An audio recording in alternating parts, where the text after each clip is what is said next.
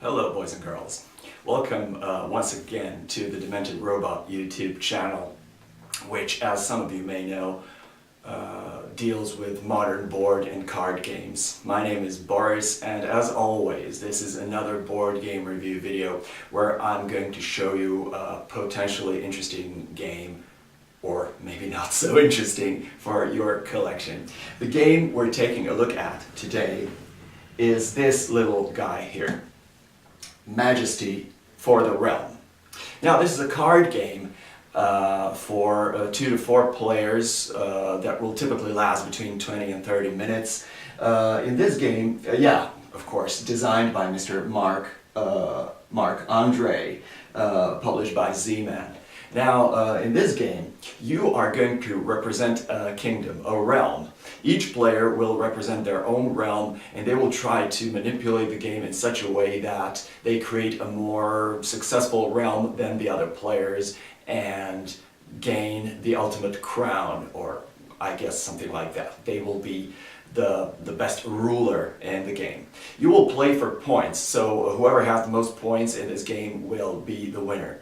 Now, over the course of the game, you're going to acquire these people, these persons of different occupations. You're going to be placing them in different locations and take benefit from resolving the special abilities of those locations. So you're going to do a little bit of drafting, you're going to do a little bit of resource management, because you will have to pay to those cards with workers. You're going to have tableau building, you're going to have set collection, and finally you're going to have a lot of engine building here. So this game incorporates a lot of interesting game mechanics. Now, I have to admit one thing before I actually go into this review. When I first found out about this game and I saw my first video review, I don't really remember whose review it was. And I watched through the video and I wasn't really impressed with the game. For some reason I had an impression that the game was going to be bland and boring. Now, the question is, did I change my mind? Was I forced to admit that this is actually a good game, or did I just stay by my initial impression? Of course, I'm not going to tell you that now because I want you to see the entire video, okay? So in the next section, we're going to see how the game works, how it plays, how it looks, and then in the final section, I'm going to tell you what I think about it. So let's do that.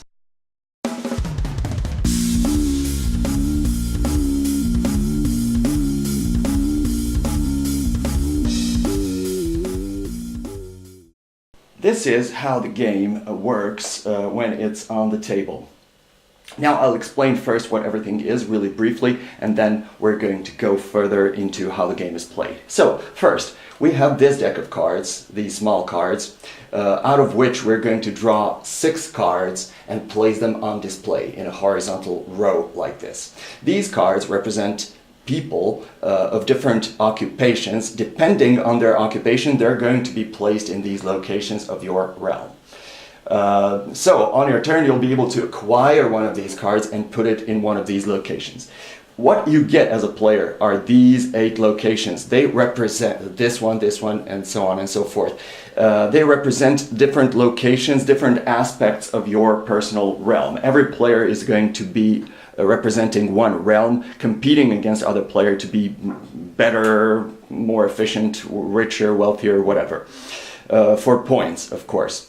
You will place these locations in this exact order, from the first one to the last one. Every location has a number in the lower left corner of the card. As you can see here, this is 1A, then the second location is going to be 2A, and so on and so forth. Each location has 2 sides. You see, this is an A side. When I flip the card, it also has a B side. It is recommended that you play your first couple of games with A sides because they are easier to score and easier to play, easier to figure out. Later on, you can play B sides or combine A and B sides however you see fit. Okay, so you will have these 8 locations. Then you will get this card here. This is your worker, let's say, supply. Every player is going to have 5 of these worker spots, and they are going to take 5 workers, place them on these spots. You can have a maximum of 5 workers to use. Then you will basically begin playing the game. Yes, you're also going to take these chips, divide them into these denominations, 1, 2, 10, 50, and 100. You're going to place them on the table so that everybody can reach them easily. These are going to represent points. Whenever you score points, you're going to take the corresponding value of tokens and place it in your playing area. When everything's set up like this, you can start playing the game.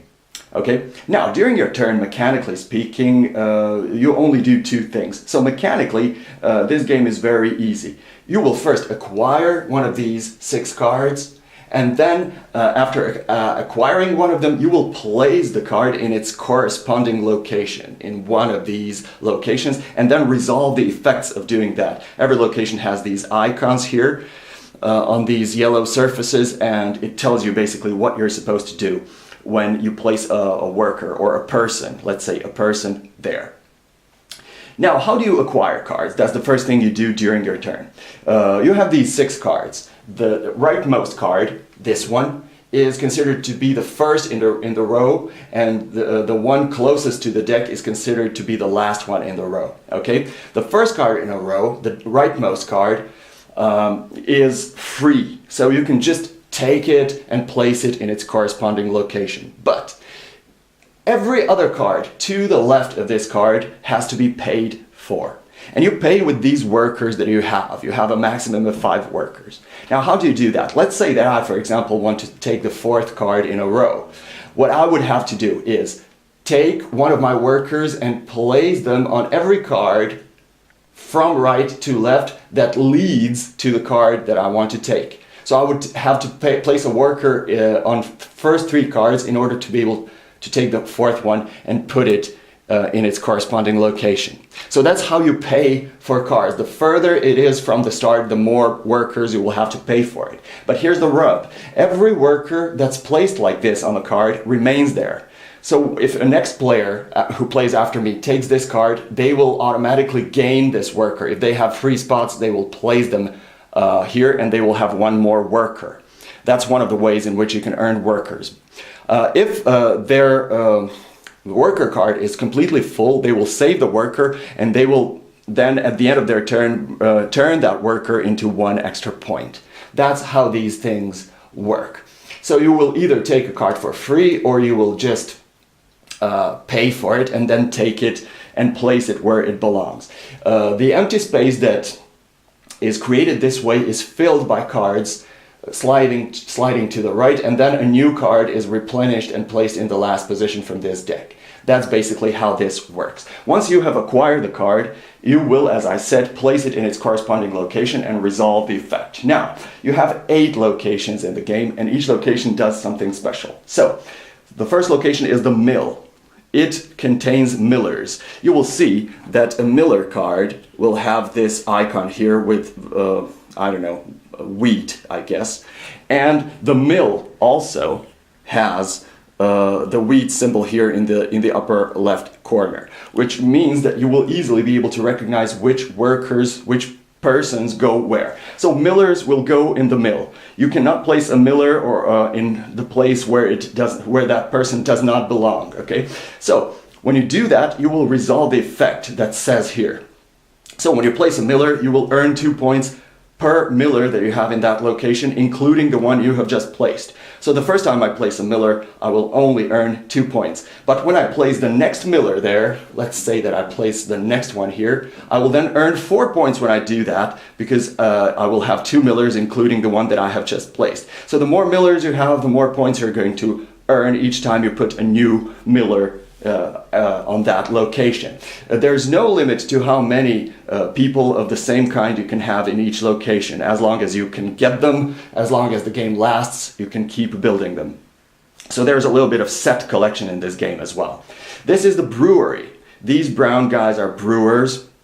When you place a brewer at the brewery, you will earn 2 points per brewer, including the one you have just placed, plus a worker per brewer. But then, everybody else in the game, all other players who have at least 1 miller in the mill, will earn 2 points for that each.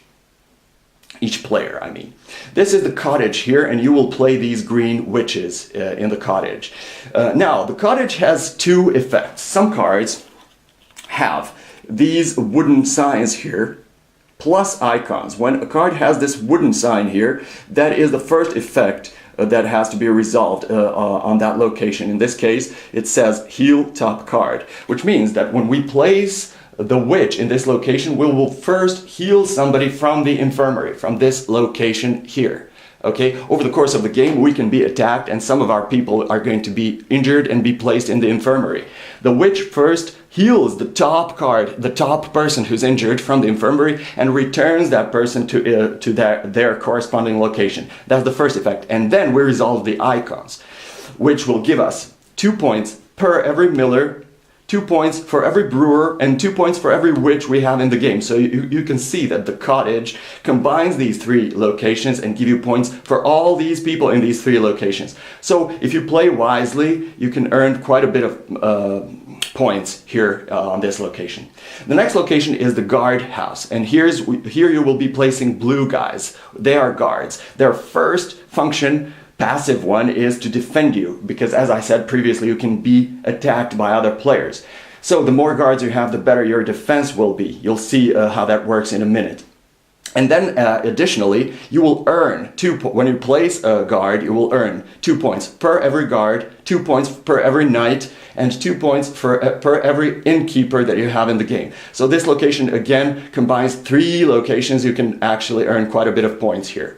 Okay, then we have the barracks, where you will be placing these red guys. Those are knights. Okay, knights attack. So basically, each time you place a knight at this location, you will automatically attack every other kingdom, or better to say, every other player in the game. When you attack, those guys must see, other players must see how many guards, blue guys, they have. If they have the equal amount of guards or more than you have knights, they have successfully defended from the attack, their kingdom from the attack, and they won't have to sacrifice anybody. But all those players in the game who have less guards than you have attacking knights at the moment of the attack will suffer a casualty. They will remove the one person from the leftmost available location.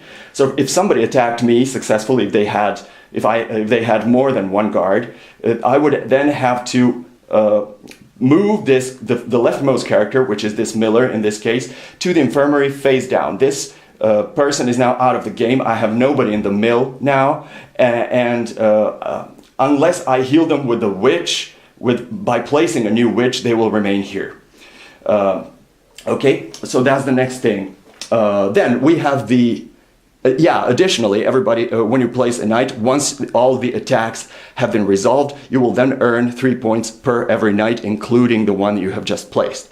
Then we have the inn. Here you will place these yellow guys, innkeepers. Once you do, you will earn 4 points per innkeeper, plus everybody else in the game, all other players who have at least one brewer at their breweries will gain 3 points for that. So sometimes you're giving other players points. That's also very cool, a cool concept. And then finally we have the castle, in which you will be placing these purple guys. Those are nobles. You will earn 5 points per noble, including the one you have just placed, plus a worker for each noble. And then finally we have the infirmary, where you will simply keep your injured guys. You won't actively be putting any guys there. It will contain your injured guys. Witches can heal the top card from here and put it back in its location. And that's basically how these locations work. There are also B-sides, but I'm not going to explain B-sides because this video will be far too long that way. So that's all you have to do during your turn. Basically, you acquire a card either for free if it's the first one, or by paying with workers. Then you place it in its corresponding location and resolve the effects like I have just explained for every single location. The game will go in clockwise direction like that until all players in the game have exactly 12 persons in their kingdom. That's going to mark the end of the game, and final points are going to be scored. Each time during the game when you score points, you will immediately take the corresponding value of tokens, as I said, but at the end of the game, after it finishes, you will have some final points to score. First, you will score variety, okay? You will see how many locations you have in your kingdom with workers. you will take that number and multiply it by itself. In this particular case, I have 1, 2, 3, 4, 5, 6 people in my realm. Okay, I'm just... of course, I would have to have 12, but I have workers in 6 locations. 6 by 6 times 6, that's 36 points. If I have 4 workers, that's going to be 16 points. If I have 5 workers, that's going to be 25 points. So the more variety you have, the more points you will earn. The more locations you have workers, people in, the more points you will earn that way. You will then calculate that and take a corresponding amount of chips and take those chips. And then finally you will score how strong everybody is in every location. So whoever has most workers in the mill, for example, will earn 10 points, as you can see here in the lower right corner of the card. Whoever has most workers in the brewery will earn 11 points, as you can see here. Okay, and so on and so forth. You will calculate who earns points for which location by having most workers. There, again, everybody takes the corresponding amount of chips, and that's the end of the scoring. Everybody calculates how much value they have in front of them in their chips. Whoever has most points is the winner of the game. If the victory is shared if 2 or more players have the same amount of points. And that's how you play this game. It's as simple as that. Now, in the following section of the video, I will tell you what I think about the game, my final impressions. So let's do that. Let me tell you right off the bat, boys and girls, this game is the most pleasant surprise that I've had in some time. Now, I told you at the beginning of the video that I initially thought this wasn't going to be a very good game. I thought, for some reason, when I saw the first review of the game that came out, or at least that I could find, that the game was going to be boring and underwhelming, to say the least. Boy, was I wrong. And am I glad to be wrong? In this particular case, I don't feel bad about being wrong about the game because the game is fabulous. So when I finally got the chance to play this game, halfway through the very first game, I was blown away. I was amazed. Now this game looks simple. You take the card, you place it in a location, you resolve the effect, you get the points. The end of story, the next player gets their turn. But the amount of choices and the nature of choices that you have in this game is fabulous. Deciding which card to take from the supply and how many workers are you willing to pay for that card. If you don't pay, how long will you wait until you take that card cheaper? If you don't pay for it, maybe somebody else will take it, and then you're in trouble. So the decisions that you have to make are not nearly as easy as you think.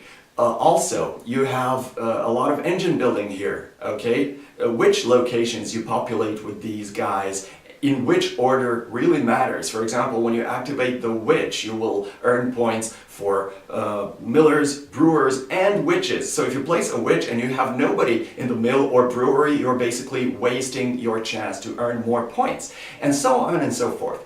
Your attack, your defense, if other people keep attacking you, you will lose people and you're not going to earn a lot of points at the end of the game that way. So obviously you need to have your defense.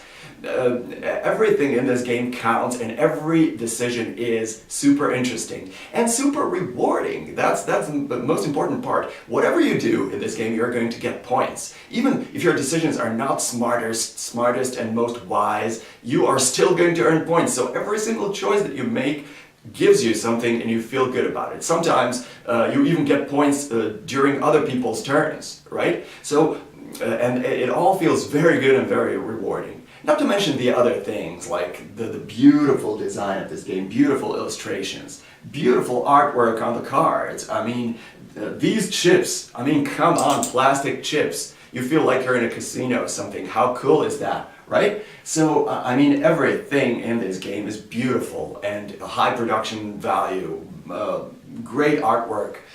The gameplay is incredibly rewarding and interesting. I think it goes without saying, really, it's obvious that I really love this game. I don't have it in my collection because my friend, the guy that I play this game with all the time, has it. So it was kind of stupid for me to get my own copy, but I really want to. That's the thing. Somebody else has it and I have access to this game all the time, but I still want my copy. And that means something, right? So all in all, I don't want to make this video longer than it should be. I absolutely recommend this game. You should definitely try it out. I can't see how anybody can completely dislike this game. So that's it. Thanks for watching. I hope I've been able to help you a little bit. Keep sharing, subscribing, spread the word about the channel, please. That will mean a lot. And until the next time, goodbye.